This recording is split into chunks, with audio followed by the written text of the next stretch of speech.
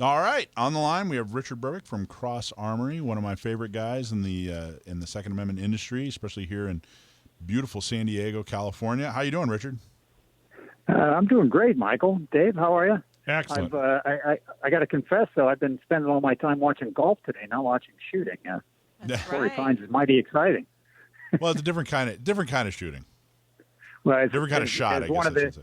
Yeah, as one of the guys down at Daniel Descent said to me one time when I invited him to play golf, he said, "Well, I don't play golf, but I do shoot skeet, which is just like golf for shooters." It really is. So, CROSS ARMORY. First, tell everybody to give us your elevator speech on CROSS ARMORY, which I'm a big fan of you guys.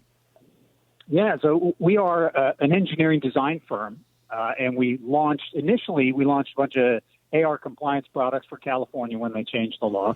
Of course, once the deadline for changing passed, we had to find some other things to make. And my partner Wes is a genius designer, and so we started making parts for Glocks, aftermarket parts for Glocks, and for P80s. And the P80 market is enormous, and the folks that like to build. Like to use great products and make their guns stand out.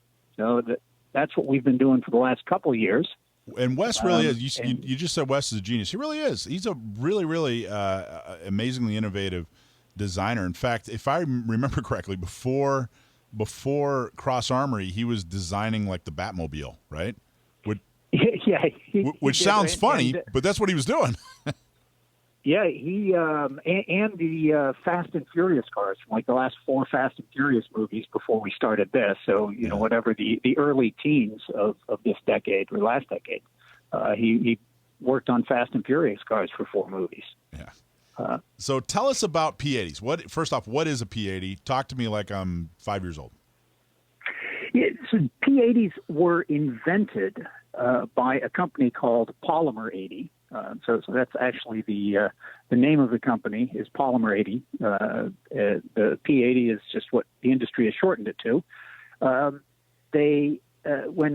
Glock's pistols, which were the Gen 3 Glock pistols, came off patent so that other people could copy them, these guys were first out of the gate in coming up with making molds for a pistol frame that was in almost every respect the same as a Gen 3 Glock frame. And because the Glock market, owners of Glocks, already were changing things out on their Glock pistols, it was relatively easy for them to slot themselves into that marketplace and give people another alternative. So I know Dave does a car show as well. I've said since I've been in this that gun guys are a lot like car guys. They're always looking for something new, something creative, something to make their gun a little bit more special. Yep. And P80 completely opened up that market for this type of gun. And so Polymer 80, they make most of the stuff outside of Reno, but they're almost a virtual company, like management teams all over the place. The team doesn't sit in Reno; they just do their manufacturing there. And so P is polymer. What tell everybody what does the 80 stand for? What does it indicate, I should say? Well, like the AR-15 market, if you are buying something that is not a complete registerable receiver, or in the case of pistols, they call them generally frames, it doesn't have a serial number on it, and you have to finish it yourself. So the 80 generally refers to a frame or receiver that is 80% complete, and you need to finish the other 20%. So basically, the federal government at one point said, hey, look, we have to figure out when a piece of metal or a piece of raw material is considered a firearm. And they decided, here's the criteria. As long as it's not more than 80%, it's still a piece of metal. or polymer or wood or whatever. Or plastic in the case of polymer 80. Yeah. So the 80%, as long as it's 80% or less of a firearm, it's not a firearm. Therefore, it's like anything. It's like a chunk of, like I said, raw material. So how do you measure that 80%? Is that 80% material, 80% of labor, 80% of? Doesn't sound like it's a measurable thing. Or weight. Yeah, I think no. I don't know that there is a specific measure that the government is using.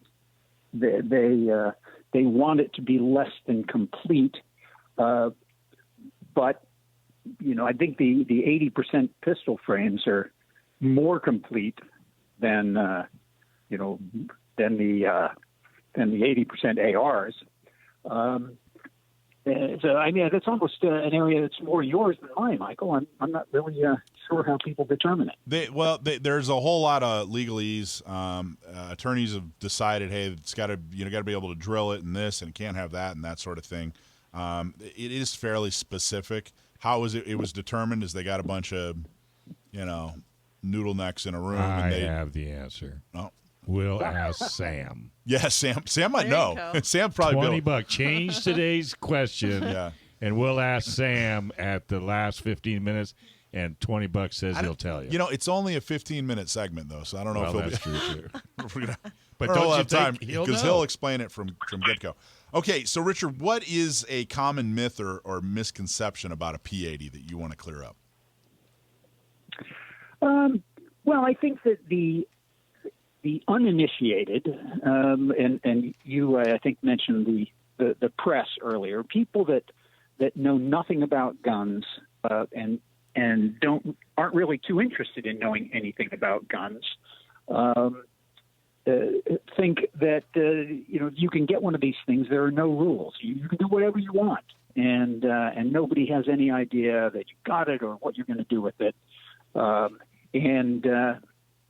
And they think it's very simple to do. I mean, any child could do it. And so I think that's the worst thing, is that the media, the anti-gun crowd has branded any of these 80%ers, whether they're P80s or ARs, as something evil.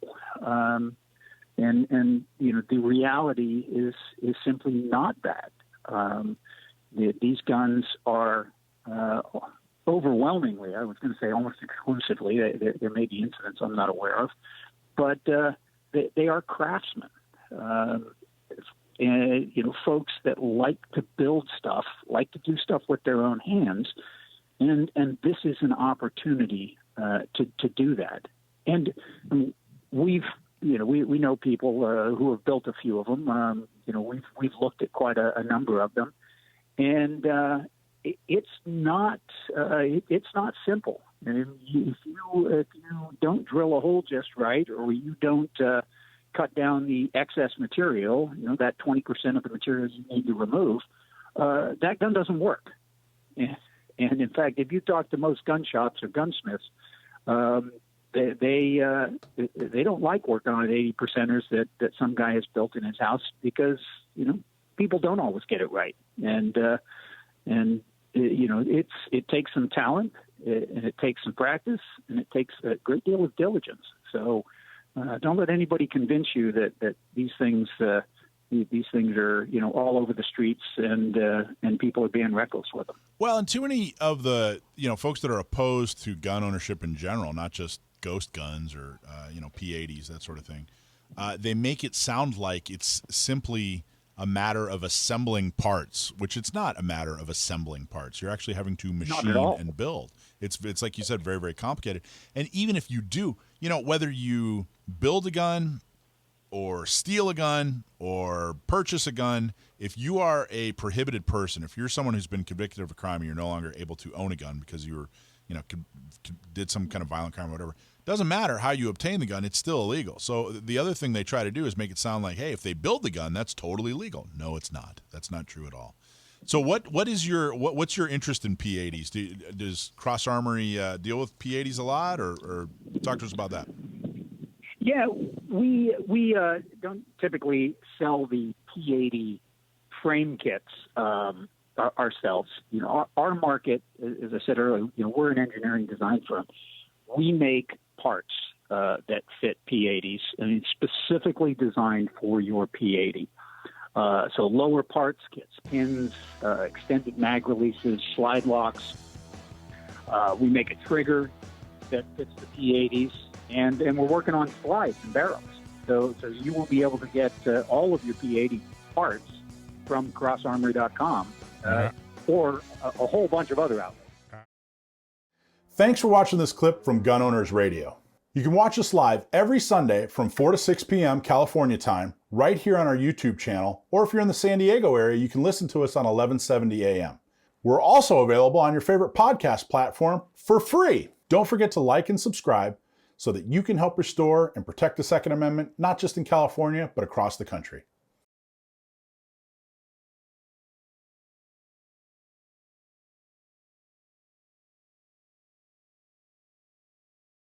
All right, next up, we're going to have Joe talk about governors standing up to the gun grabber in chief. But first, self-defense and emergencies can happen to anyone, and there's no guarantee that the justice system will be on your side. Gun owners should have coverage for the legal battle after your self-defense battle.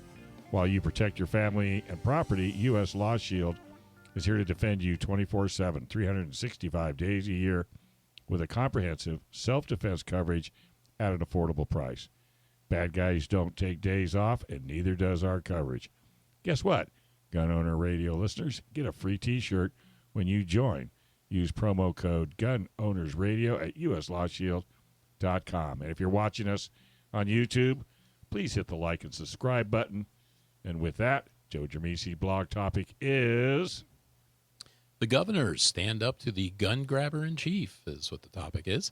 So talking about, we have probably the most anti-gun administration I think we've ever seen. Mm-hmm. I know certainly in my lifetime. I don't know. I haven't been watching it as long as Michael has been, but would you agree with that, Michael? Yeah, or? It certainly in the intentions. They haven't actually done much yet. Clinton got the assault weapons ban passed. But that's almost all he did. And that's what I was thinking. So if he gets what he wants done, then for sure. But we're just looking at the tip of the iceberg. Yeah, and that and it's and it seems, and I think the modern Democratic Party right now just seems to be, I don't know, steeped in hatred. It's like they hate the country, they hate the history, they hate the Constitution, they especially hate the Second Amendment, and they pretty much hate people that don't agree with them. And it's unfortunate that it's got that way, but, finally people need to stand up to it. And finally, the governors around the country are starting to stand up, which I think is a great sign.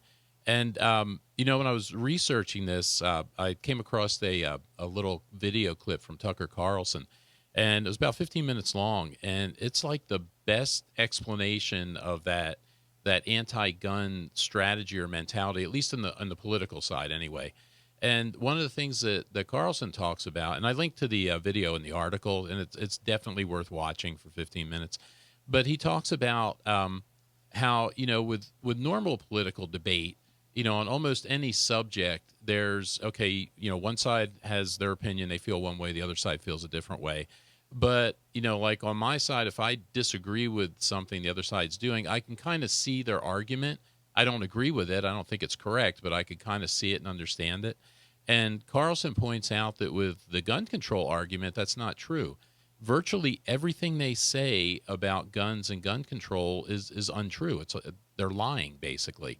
And it's interesting. And he goes on and he shows a number of just clips and instances and things like that. But that, really that's true. If you think about the things that, even out here with Governor Newsom, his reaction the other day to the assault rifle ruling, right? The stuff he throws at, it's not true. And these people aren't stupid. I mean, some of them are stupid, but you could say a lot about Newsom or about Hillary Clinton, but I mean, they're not stupid people. They know they're lying to you. And the reason is, if you think about this, and we've talked about this a bunch of times on here, and I've written about it before, but the point of gun control, it really has nothing to do with increasing public safety or impeding criminals. It's all about power and control. And Carlson points this out too. It's a very worthwhile video thing to look at. And like I said, I've linked to it in the article. But there's a lot of things. There's the Joe Biden, or President Biden, is doing a lot of stuff through executive order. Aside from the things they're trying to pass through the legislation, there's a lot of other things they want to do with executive order. And finally, the governors are standing up. A number of governors around the country. Governor Abbott in Texas, has stood up, and I quote a number of things they say in here in the article. But he was saying essentially that Biden's threatening the Second Amendment rights. He's making a liberal power grab, is what he calls it. And he says they're not going to allow it in Texas. And he says it's time for the legislature there to make it a Second Amendment sanctuary state. As has Mike Dunleavy, the governor in Alaska, has done the same thing.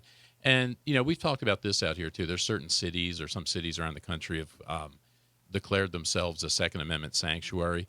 When a state does it, and it'll be interesting to see how this works out, because like out here in California, it's exactly the same thing. What they're saying is a Second Amendment sanctuary state, and Missouri just passed a bill, actually. The governor just signed a bill saying that they will not have, Missouri law enforcement will not assist federal officers in doing anything that they think is unconstitutional regarding seizing guns or doing any anti-Second Amendment stuff. And it's similar, the idea that they did out here with California, where California claims to be a sanctuary state in terms of illegals, and they actually would not cooperate with the feds. They would not cooperate with ICE. And it'll be interesting to see, how this idea is applied with the Second Amendment and see what the reaction is. Because the threat, they've already threatened Missouri with the DOJ has sent or has informed Missouri that, there's going to be consequences, or they basically threatened them if they go forward with this law.